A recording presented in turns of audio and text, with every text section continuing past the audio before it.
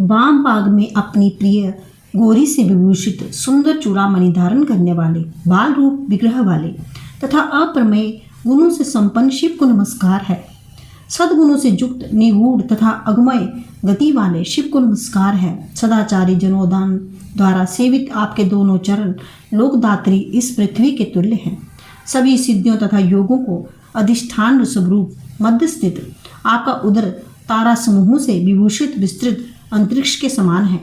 आपके वक्षस्थल पर शोभायमान श्रीयुक्त हार तारा पुंजों के समान की भांति प्रतीत होता है।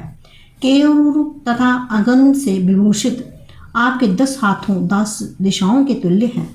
नील अंजन के समूह के तुल्य विस्तृत परिधि वाला आपका श्रीयुक्त कंठ स्वर्ण सूत्र से शोभित है। विकराल दांतों वाले आपका मुख अत्यंत भयावह तथा अनुपमेय है। पगमाला पगड़ी से शोभित आपका सिर आकाश की भांति अत्याधिक शोभा को प्राप्त हो रहा है। सूर्य में प्रकाश, चंद्रमा में कांति, पर्वतों में शीतलता, वायु में शक्ति, अग्नि में उष्णता, जल में शीतलता तथा आकाश में शब्द रूप विद्यमान है।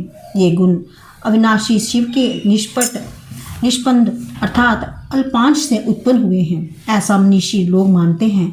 जप यज्ञ महादेव, महायोग, महेश्वर, पुरुषेश, गुहावासी, गुहा में निवास करने वाले, खेचर आकाश में विचरणशील, रजनीचर रात्रि में भ्रमण करने वाले, तपोनिधि कार्तिकेय गुरु, आनंद रूप आनंद की वृद्धि करने वाले, हय शीर्ष घोड़े के सिर वाले, विष्णु रूप, पयोदाता जल धारण करने वाले, इंद्र रूप, विदाता ब्रह्म रूप, भूतवान, बोधम्य बोध करने योग्य, बोधिता बोध कराने वाले, नेता दुर्वश्य, दुष्प्रकंपन, बृहस्रद विशाल रथ वाले, भीमकर्मा भयंकर कर्म वाले, धनंजय घंटा प्रिय, ध्वजी ध्वज धारण करने वाले, छत्री, पिनाकी, सेनापति, कवची, पटशी, एक प्रकार का तीक्ष्ण लोहा, दंड रूप शास्त्र धारण करने वाले, तलवार धारण करने वाले, हाथों में धनुष धारण करने वाले, पाशु धारण करने वाले, सबके पापों कर्मों को स्मृति रखने वाले, निष्पाप पराक्रमी, देवताओं के स्वामी तथा शत्रुओं का संहार करने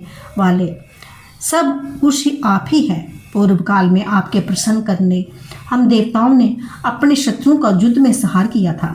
अग्नि रूप आप सदा महासागर जल पीते हुए भी कभी तृप्त नहीं हुए हैं।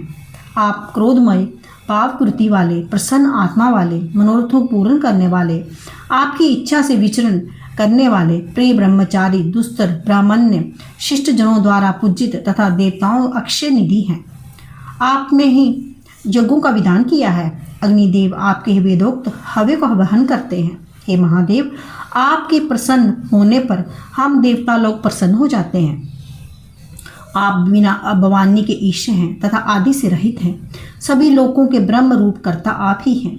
आप ही आदि सृष्टि क्षीण ध्यान वाले सांख्य शास्त्री, आपकी प्रकृति पर जाने कर अमृत रूप आप ही प्राप्त होते हैं।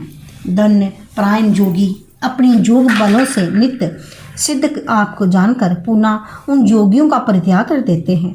और अन्य जो प्रसन्नचित विशुद्ध मन वाले लोग हैं, वे अपने उत्तम कर्मों के द्वारा आपको जरूर दिव्य भोगों प्राप्त करते हैं।